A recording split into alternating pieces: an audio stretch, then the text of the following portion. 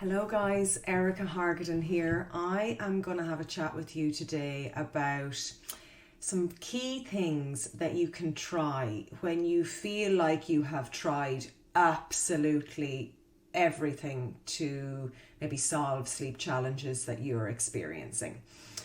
Things I'm talking about here are relevant only to babies of 6 months and over, because their sleep maturity is in a very different place than babies who are younger than that. And these are things that you may be able to try a little bit easier than with a younger baby. So just to say, everyone experiences sleep challenges, even me. I had an awful journey with my first child's sleep. But that doesn't mean to say that even when I did settle his sleep down into more of a pattern, that we didn't experience blips. Developmental leaps will impact in on sleep. Sickness will impact in on sleep. Changes of environment will impact in on sleep. Holidays, like new babies arriving. So many things. Sure, even when we moved into this house, I had 2 small kids, and definitely for a few days things were a bit bonkers. But by putting in place plans, maybe a little bit of a strategy around how to handle it, we were able to settle things back down. So I have always kind of 5 key touch points I will go to with children that are experiencing challenges. And these are the things I'm going to impart on you guys. So first, I would always look at the daytime sleep. How much daytime sleep is this child having? Do they require more daytime sleep or less daytime sleep? Generally, I will find that it's more daytime sleep that they will require. Because where a child isn't having enough daytime sleep, this increases the cortisol levels in their body, and this in turn then will result in fragmented sleep at night, or it being difficult for them to initiate sleep, to fall asleep. And where a child is more rested, then this cortisol level is not as high in their bodies, and therefore they find it easier to fall asleep, and their sleep maintenance is a little bit more consistent. So always look at your daytime sleep. And if you're struggling with daytime sleep, sometimes resort to the things that you think that sleep consultants will tell you not to. Get a buggy nap, get a sling nap, get the naps, in. And then in time, when things are a little bit more settled and your child is a little bit more rested, you can go and try to establish the cot napping if that's something that you wish to establish with them.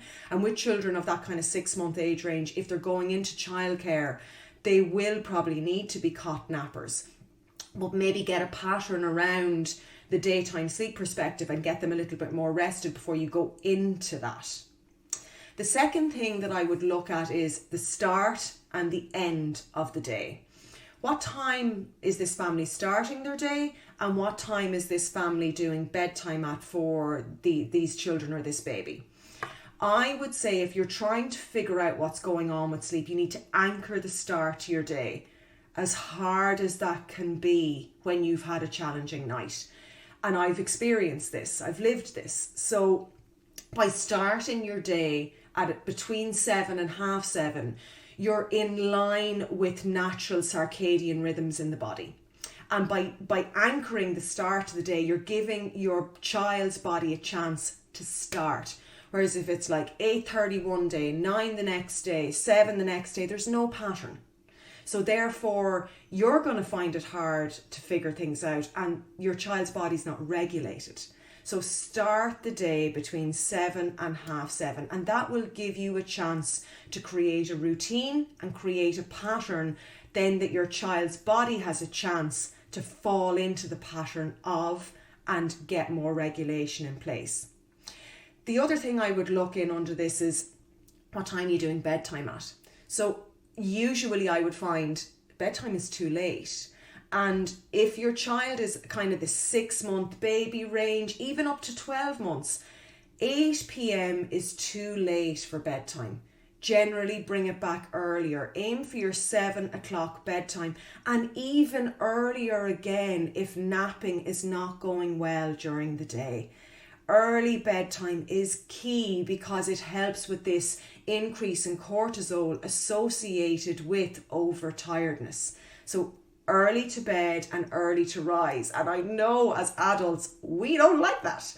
We want to lie in and we necessarily want to go to bed a little bit later. And also, modern life doesn't necessarily fit in with this because we're commuting.